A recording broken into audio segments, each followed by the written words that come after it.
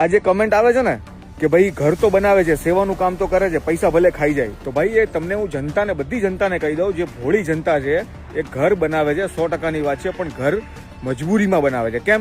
અમેરિકાથી આવ્યા $2 લાખ, અગર એ ઘર નથી બનાવતો 3 મહિના વહી જાય, 2 મહિના વહી જાય, ત્યાંથી ફોન આવવાનું ચાલુ થાય કે ભાઈ તમે હજુ ઘર કેમ નહીં બનાયા? તો આ લોકો અંદર તરુણ ને નીતિન જાની ડિસ્કસ કરે કે ભાઈ હવે આપણે ઘર તો બનાવવું પડશે. ભાઈ ઉપરથી ફોન આવવાનું ચાલુ થઈ ગયા છે, ઘર નહીં બનાવ્યું તો લોસો પડશે પછી. એટલે આ વસ્તુ આવી થાય છે, આ હકીકત છે અને આ અંદરની વાત છે. એટલે આ લોકો મજબૂરીમાં ઘર બનાવે છે અને લોકોને એવું બતાવે છે કે ભાઈ અમે હું ઘર બનાવું છું, મહેનત કરું છું, મહેનતના પૈસા, બાકી પોતાના પૈસા ભાઈએ 10 રૂપિયા નથી કોઈ દી ખર્ચા અને કોઈ ગરીબને નથી આપેલા ભાઈએ. એ નીતિનને ખબર છે, તરુણને ખબર છે, એની ટીમને ખબર છે.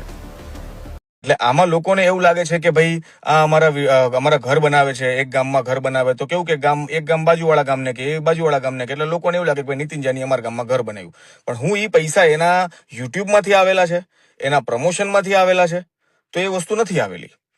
અને હું એટલા બધા રૂપિયા ભાઈ કમાઈ ગયેલો છે. 2017ની હું વાત કરું તો રિબિન કાપવા માટે 25,000 રૂપિયા આપતા એને મોબાઈલની દુકાનમાં. અમારી સામે આંખનો દાખલો છે. 2019માં લાખ રૂપિયા મોબાઈલ આઈફોન લીધેલા બાકી રાખતા બારડોલીના ડીલરો પાસે.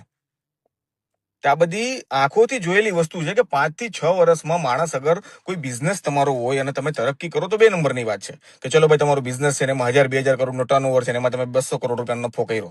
તેવા તો કોઈ વિના બિઝનેસ ચાલતા નથી. અને જ્યાં બિઝનેસ ચાલે ભાગીદારીમાં ત્યાં પ્રોબ્લેમ કરે છે ભાઈ. એટલે એ તો જગ જાય. તો જય દ્વારકાધીશ, કેમ છો? મજામાં? હું ભરતો બારાડી. વિવાદ આલે લાલભાઈનો અને ઓલા 2% ખજૂરનો.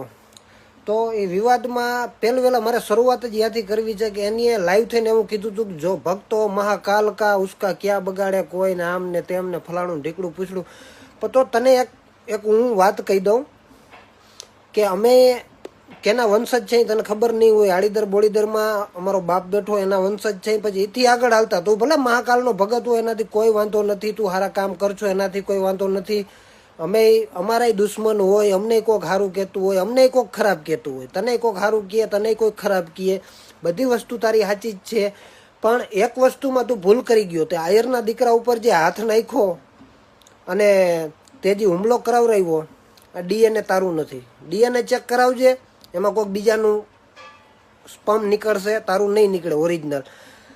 પછી ને ખજૂર તારા ચીઠા તો હું બહાર હવે કાઢી. હવે જો તું